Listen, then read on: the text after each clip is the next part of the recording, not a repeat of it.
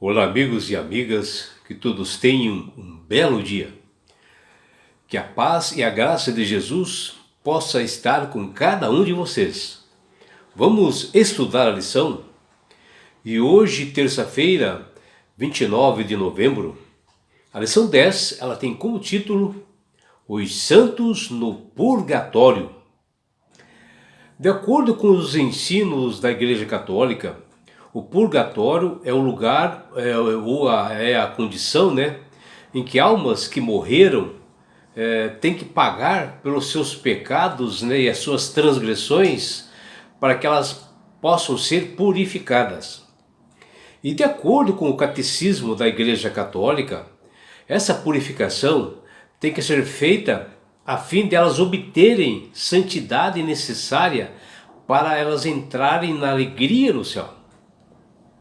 O catecismo também diz que a tradição da igreja fala de um fogo purificador.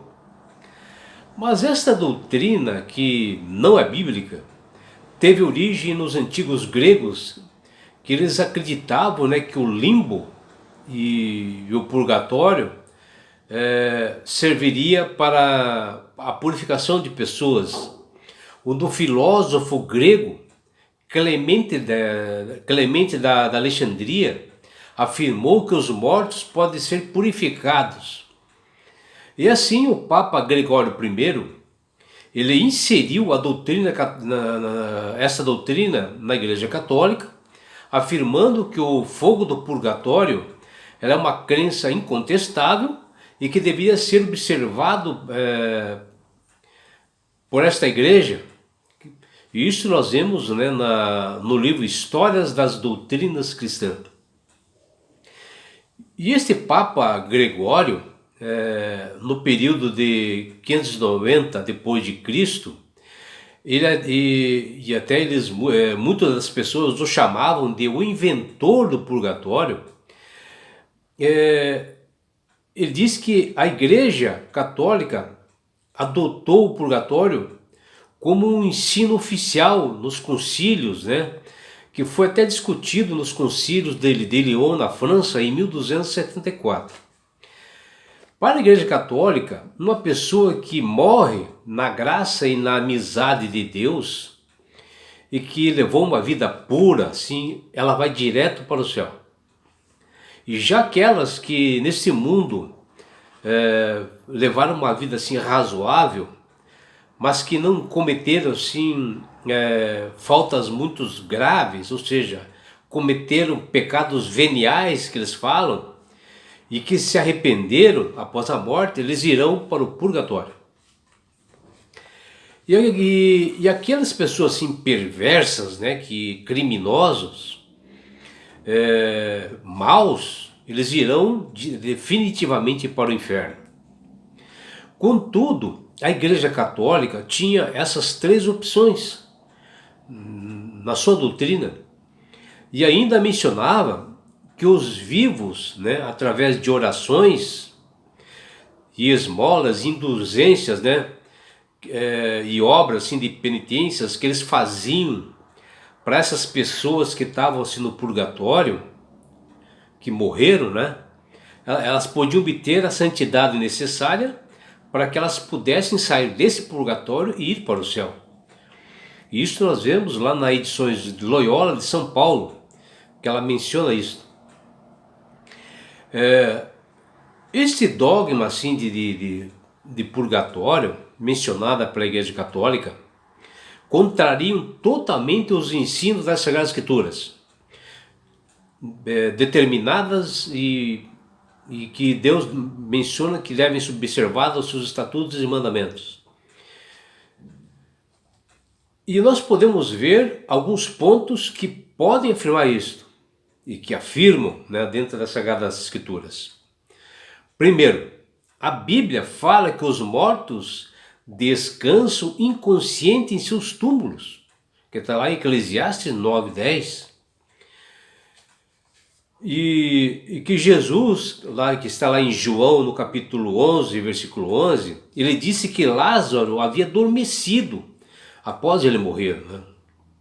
Então, ele não poderia estar no purgatório ou qualquer outro lugar, como menciona na igreja, a igreja católica, ou talvez estivesse pagando pelos seus pecados.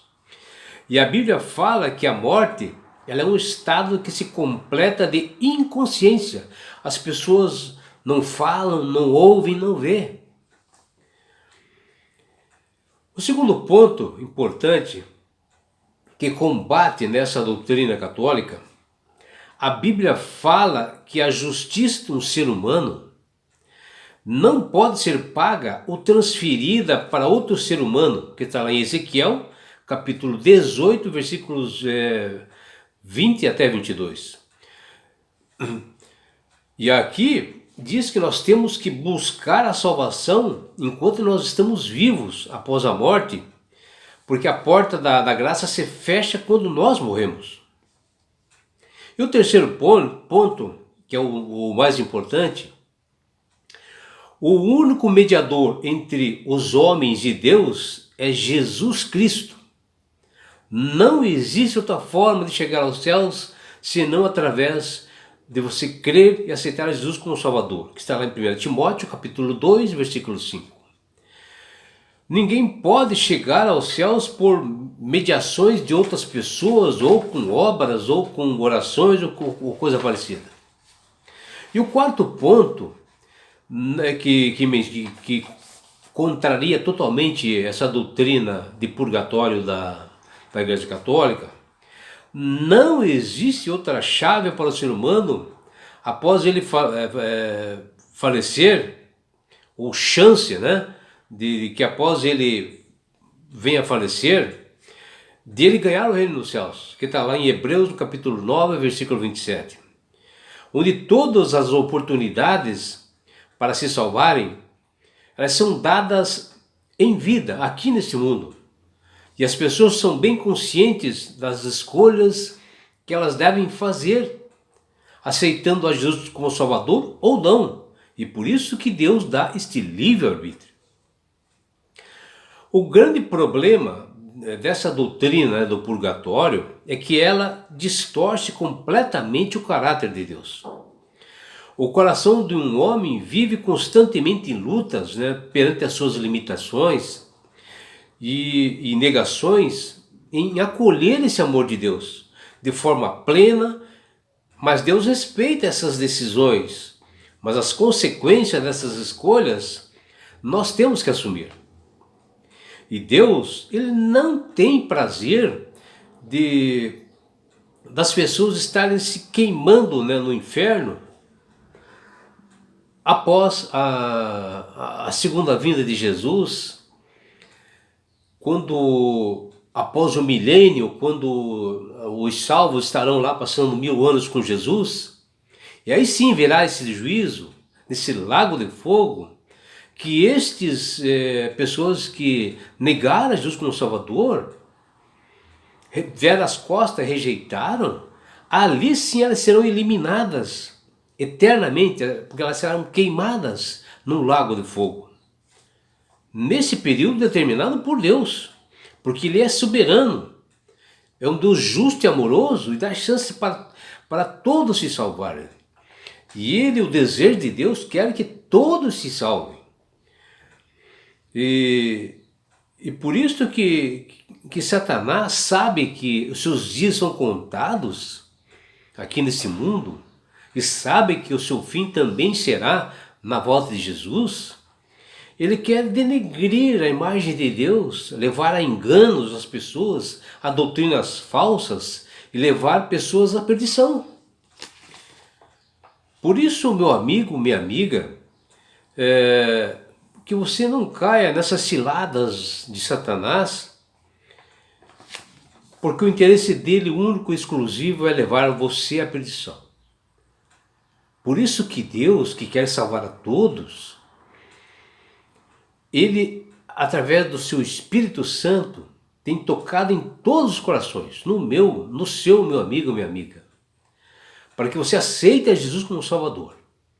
Quando você aceita a Jesus como Salvador, o Espírito Santo te dá sabedoria e você começa a conhecer mais sobre a morte, você começa a manusear melhor essas escrituras, entender melhor. Porque o Espírito Santo toma seu coração e você torna-se uma pessoa sábia.